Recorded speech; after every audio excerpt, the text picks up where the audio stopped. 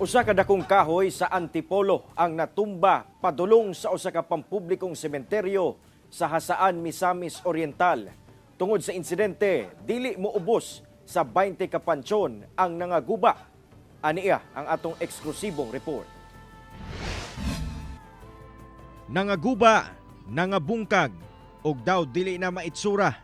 Ingon ani na lamang ang sitwasyon sa pipila ka mga pansyon sulod sa Bubuntugan Public Cemetery sa Barangay Bubuntugan sa Hasaan, Misamis Oriental.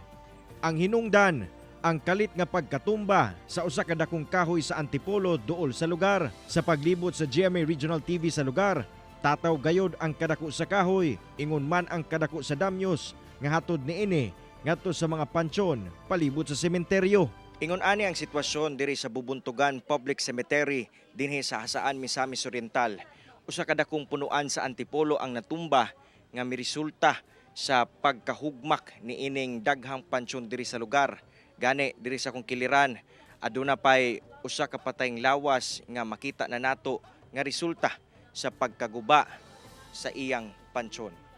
Bisan pa man sa sitwasyon, pipila ka mga banay sa mga minatay ang miduag yapon sa mong sementeryo.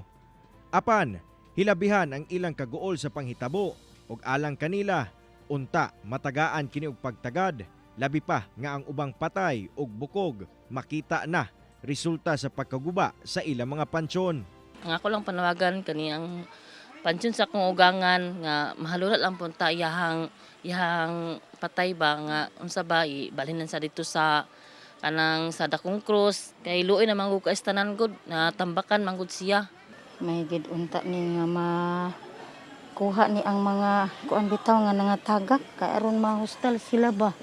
Kay na kuan way siguro kanida ni akong isuon og dito naguba pudto dito. Naot unta nga matabangan nga maayo ni Sigon sa caretaker sa mong samang nga posibleng natumba kuno ang kahoy tungod sa katigulangon ni ini. Ingon man tungod pod sa kakusog sa hangin sa lugar. Wala gid tuyo gid. Sa hangin ba?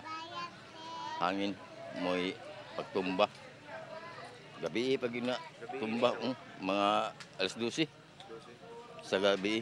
Sumala sa tagdumala sa mong sementeryo nga dili moubos sa 20 ka mga pansyon ang nadanyos. Pribadong tawo matud pa ang nanag-iya sa mong kahoy ug dugay na kuno nilang giignan kini nga putlo na.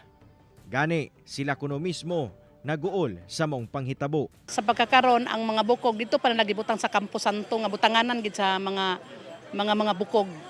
Oo. Dan ambot lang unsa kay ilang plan ana og ila baka tong kuan kada ila bakang uturon.